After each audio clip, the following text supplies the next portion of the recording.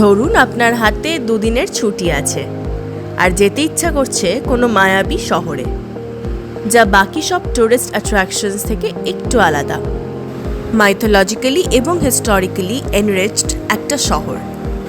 চলুন আপনাদের আজকে বলবো হাম্পির গল্প।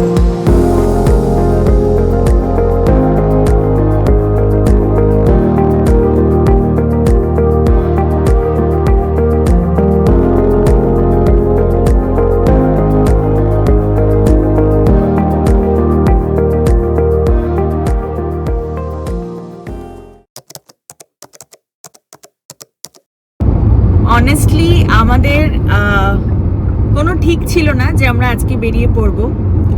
লাস্ট 2-3 দিন ধরে ঘরে খুব একটা ভাল লাগছে না, ছুটিও ছিল, ঈদের ছুটি ছিল এখানে। দেন মাঝখানে একদিন আমার শরীরটা একটু খারাপ ছিল, তো আমি সিক লিভ নিয়েছিলাম। এরকমভাবে ছুটি ফুটি ছিল, তো ঘরের মধ্যে অ্যাজ ইউজুয়াল ভাল লাগছিল না, মনে হচ্ছিল বেরিয়ে যাই। আপনারা জানেনই যে আমরা প্রচণ্ড ভ্রমণ প্রিয়। তো যাই হোক, 2-3 দিনের মধ্যে ডিসাইড করে কোথায় যাব তখনও ডিসাইড করিনি, বাট জাস্ট ভেবেছিলাম যে কোথাও একটা বেরিয়ে যাব, তারপর দেখা যাবে। ফাইনালি কালকে আমরা ভাবলাম যে আজকে আমরা বেরিয়ে পড়ি। অফিস প্রায় ভোর রাতে শেষ হয়েছে, কমপ্লিট করে আমরা বেরিয়ে পড়েছি। আজ 29শে মে আমরা যাচ্ছি UNESCO world heritage site Hampi. কথা বলতে বলতে দেখুন শামশাবাদ এক্সিটে পৌঁছে গেছি। আমরা এক্সিট করছি ওআরআর থেকে। হাম্পি হিস্টোরিক্যালি একটা খুব ইম্পর্টেন্ট জায়গা, ইভেন মাইথোলজিক্যালি। সমস্ত গল্প, সমস্ত ডিটেলস থাকছে এই ব্লগে। এবার প্রশ্ন হলো, আপনারা এই হাম্পি শহরে পৌঁছবেন কি করে? আপনারা যদি অন্য কোনো স্টেট থেকে ট্রাভেল করেন, তাহলে হাম্পিতে পৌঁছানোর জন্য নিয়ারেস্ট ট্রেন স্টেশন হলো হোসপেট জাংশন, যেটা নিয়ার অ্যাবাউট 13 কিলোমিটার্স অ্যাওয়ে। আর নিয়ারেস্ট এয়ারপোর্ট হলো হুব্বালি এয়ারপোর্ট, যেটা অলমোস্ট 143 কিলোমিটার্স অ্যাওয়ে। এবার আপনাদেরকে বলবো, আপনারা যদি আমাদের মতন হায়দ্রাবাদ থেকে ড্রাইভ করে যেতে চান, তাহলে কোন রুটসগুলো আপনারা ইউজ করতে পারবেন। আমরা এই ভিডিওতে দেখাবো দুটো রুট। ফার্স্ট, আমরা যে রুটটা দিয়ে গেছিলাম, এবং ভিডিওর এন্ডে থাকবে আরেকটি রুট যেটা দিয়ে আমরা ফিরেছিলাম। ভোরের আলো ফুটতে ফুটতে আমারও এক রাউন্ড ঘুম কমপ্লিট। তারপর এখনো গাড়ি চালাচ্ছে কন্টিনিউয়াসলি। আমার এক রাউন্ড ঘুম কমপ্লিট হয়ে গেছে। আমি অ্যাকচুয়ালি রাত্রেবেলা ঠিক মতন ঘুমাতে পারিনি, আমার প্রচণ্ড ঘুম পাচ্ছিল, এবং আমাকে দেখে বোঝাই যাচ্ছে খুব টায়ার্ড।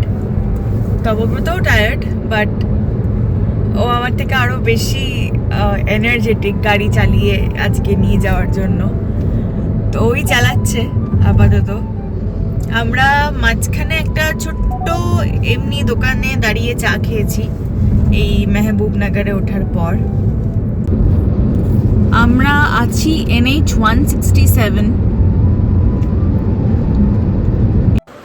আমরা আজ যাওয়ার সময় মেহবুবনগর হয়ে রায়চুর হয়ে যে রাস্তাটা আমাদেরকে হাম্পি পৌঁছে দেবে, সেই রাস্তাটা অপ্ট করেছিলাম। রাস্তার সিনিক ভিউ প্রচণ্ড ভালো ছিল, এবং ভোরবেলা বলে রাস্তায় খুব একটা ভিড়ও ছিল না। তবে হ্যাঁ, রাস্তায় কোথাও কোথাও পট হোলস এবং খারাপ রাস্তা আমরা পেয়েছি, এবং কিছু কিছু জায়গাতে সিঙ্গেল লেন হওয়ার কারণে বেশ কিছুক্ষণ সময় বেশি লেগেছে।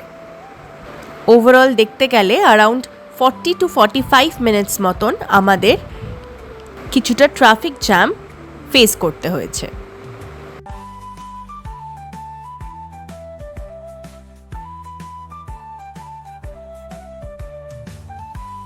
আমার না হঠাৎ করে মনে পড়লো যে তোমার মনে আছে আমরা এই যে এখন যেরকম রাস্তা থেকে যাচ্ছি, এই রকম রাস্তা থেকে যেতে আমরা একটু হলেও দ্বিধাবোধ করতাম, কারণ চার্জারের কথা ভেবে। হ্যাঁ বাবা, সে এক ঝামেলা। আগে থেকে দেখো কোথায় চার্জার আছে না আছে, সেই চার্জার কাজ করছে কিনা তার কোনো অ্যাসিউরিটি নেই, কতক্ষণ দাঁড়াতে হবে তার কোনো অ্যাসিউরিটি নেই। মানে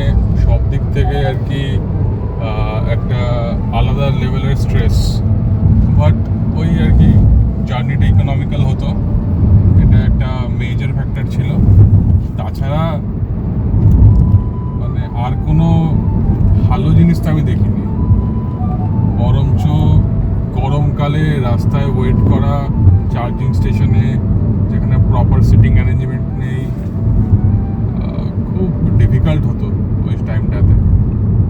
সত্যি। আর আমরা এই ইভি নিয়েই কিন্তু প্রচুর ট্রিপস করেছি। আমরা রামেশ্বরমও গেছি আমাদের টিয়াগো ইভি নিয়ে। সেই ভিডিওসগুলো আপনারা ডেফিনেটলি চেক করতে পারেন, আমাদের চ্যানেলে সেই সব ভিডিওস অ্যাভেলেবেল আছে।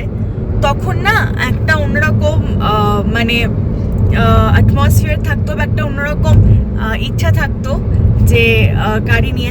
তো আমরা গাড়ি চালানো শেখার পর আমাদের টিয়াগোই আমাদের প্রথম গাড়ি। তা ডেফিনেটলি প্রচণ্ড ভালো ভালো মেমোরিজ তো আছেই, বাট তার সাথে কিছু ড্রব্যাকস তো ছিলই। সেগুলোর মধ্যে একটা হচ্ছে চার্জিং পয়েন্টস খুঁজে বার করা। হাম্পি আসার কথা আমরা অনেকবার ভেবেছি, কিন্তু ব্যাক টু 3 ইয়ার্স এত চার্জিং স্টেশনস ছিল না যেগুলো এখন হয়েছে, এখনও হয়তো লিমিটেড।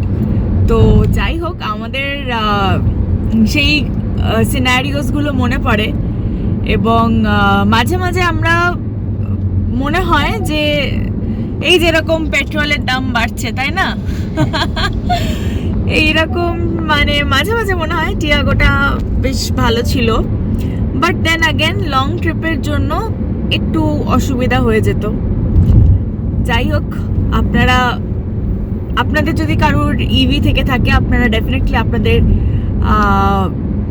এক্সপিরিয়েন্স শেয়ার করবেন আমাদের সাথে, আমাদের কমেন্ট বক্সে কমেন্ট করে। দেখুন ওদিকে কিরকম কালো হয়ে এসছে, মেঘ হয়ে এসছে পুরো।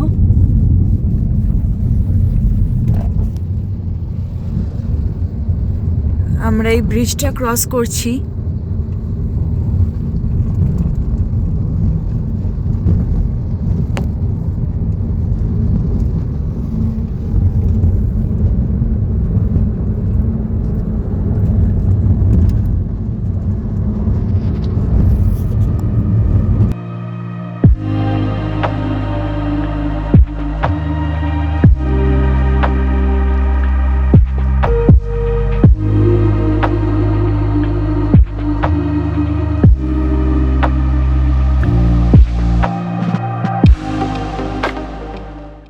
সকাল 7:05 বাজে মাত্র, কিন্তু আকাশের রূপ দেখে সেটা কিন্তু মনে হচ্ছে না।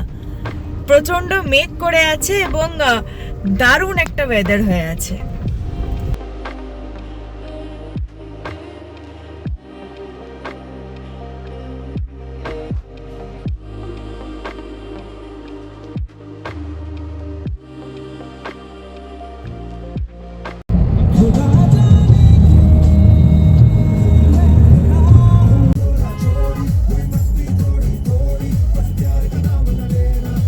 এরপর কিছুটা জ্যাম আর কিছুটা খারাপ রাস্তা কাটিয়ে আমরা পৌঁছলাম একটা পেট্রোল পাম্পে। সেখানে কিছুটা পেট্রোল আমরা গাড়িতে ভরালাম এবং তারপর আমরা আবার এগিয়ে গেলাম। বলে রাখা ভালো, এই গোটা স্ট্রেচটায় আমরা কিন্তু খুব একটা ভালো রিলায়েবল পেট্রোল পাম্প পাইনি। তবে হ্যাঁ, হাম্পিতে পৌঁছে আমরা একটা খুব ভালো পেট্রোল পাম্পের সন্ধান পেয়েছিলাম, এবং তার ডিটেলস থাকছে আমাদের ভিডিওর শেষের দিকে। কিছুক্ষণের মধ্যেই আমরা পৌঁছে গেলাম সেই মায়াবী শহর হাম্পিতে।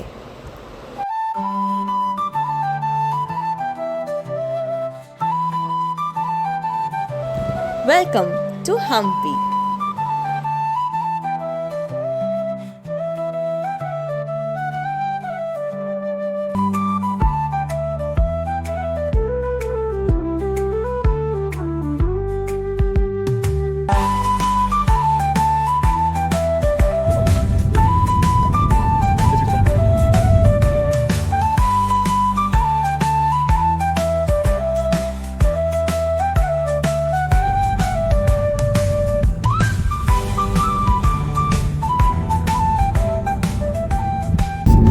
এই যে সারি সারি গাছ, এটা যে আমাদের এনভায়রনমেন্টের জন্য কতটা প্রয়োজন, অনেস্টলি এখানে এত সুন্দর, মানে অলমোস্ট কি বলবো, I don't have words actually, কিন্তু এই গাছ যে আমাদের কতটা প্রয়োজন, এত ভালো লাগছে রাস্তাঘাট দেখতে, মানে শুধু দেখতে নয়, একটা অদ্ভুত পরিবেশ হয়ে আছে, খুব সুন্দর। এবং যেহেতু বর্ষা ঢুকবে ঢুকবে করছে, ইনফ্যাক্ট পার্শিয়ালি ঢুকে গেছে বলা যেতে পারে, কিছু কিছু গাছে নতুন পাতা গজিয়ে গেছে, এবং সেই সবুজটা না, ইটস ভেরি লাইক রিজুভেনেটিং চোখের জন্য। দেখুন কি সুন্দর কচি পাতা হয়েছে প্রত্যেকটা গাছে, এত ভাল লাগছে দেখতে, অসাধারণ লাগছে।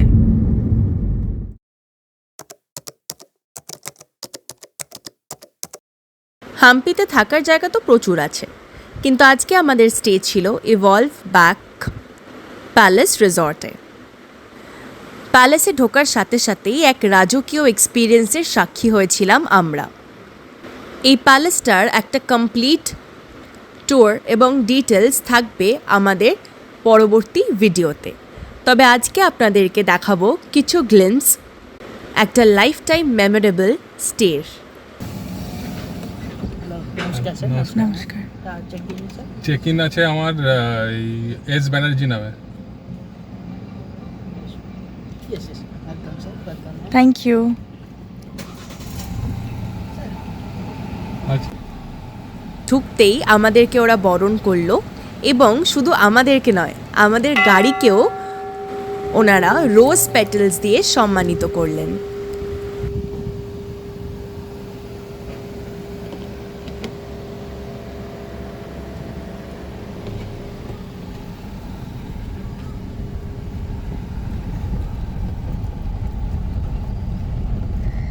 Wow, this was majestic.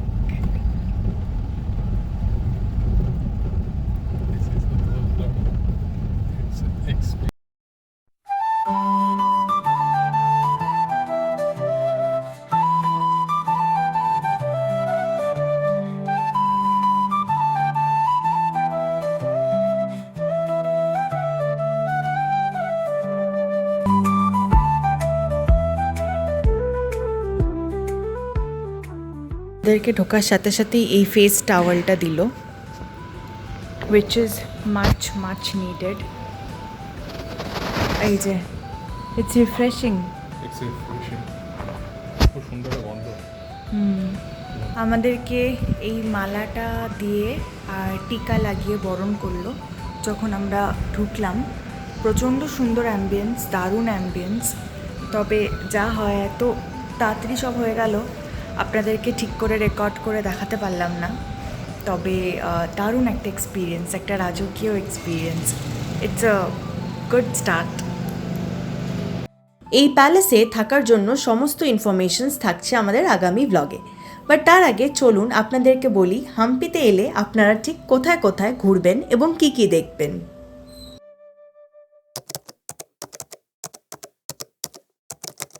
আমরা আজকে আছি ইভলভ ব্যাক প্যালেসে, এবং এখানে একটা খুব সুন্দর সময় কাটাচ্ছি আমরা।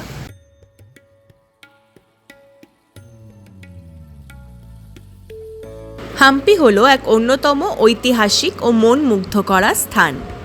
হাম্পির নাম এসেছে প্রাচীন পম্পা শব্দ থেকে, যা তুঙ্গভদ্র নদীর আরেক নাম।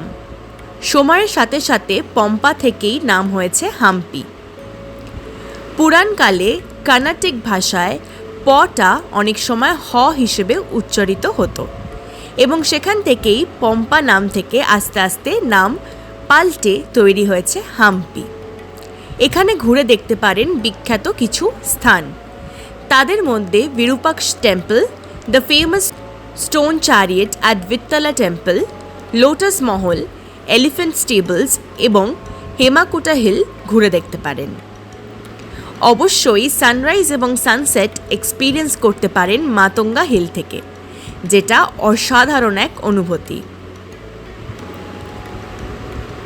প্রচলিত আছে এই অঞ্চলে ছিল বানর রাজা সুগ্রীব এবং হনুমানের রাজ্য, অর্থাৎ পৌরাণিক কাহিনী অনুযায়ী হাম্পি ছিল রামায়ণের কিষ্কিন্ধা রাজ্য। সেখানে সুগ্রীব ও হনুমানের বানর সেনা বাস করতেন। তাই অনেকেই হাম্পিকে বানরদের রাজ্য হিসেবেও চেনে। আজও এই অঞ্চলে অসংখ্য বানর সেনা দেখা যায় এবং সেটি অবশ্যই বহু স্মৃতি বহন করে।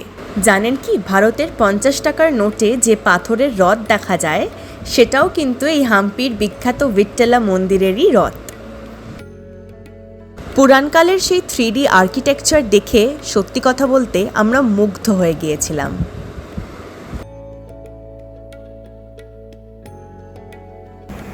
আপনারা অবশ্যই হাম্পি আসুন এবং এক্সপ্লোর করুন হাম্পি। ট্রাস্ট মি, এখানে এত সুন্দর বিউটি, এত সুন্দর জায়গাটা, এবং কি আর্কিটেকচার, মাইন্ড ব্লোয়িং। আপনারা যদি হাম্পি আগে এসে থাকেন তাহলে আমাদের কমেন্ট করে জানাতে একদম ভুলবেন না যে আপনারা এছাড়া আর কি কি স্পটস ভিজিট করেছিলেন।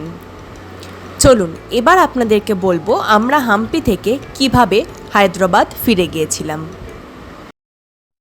এরপর হাম্পিতে ন্যাশনাল হাইওয়েতে ওঠার আগেই আমরা এই পেট্রোল পাম্পটা অপ্ট করেছিলাম, যেটা একটি জিওর পেট্রোল পাম্প ছিল এবং তেলের কোয়ালিটিও খুব ভালো ছিল। এটার এক্স্যাক্ট লোকেশন আমাদের ডেসক্রিপশন বক্সে অ্যাভেলেবেল থাকবে।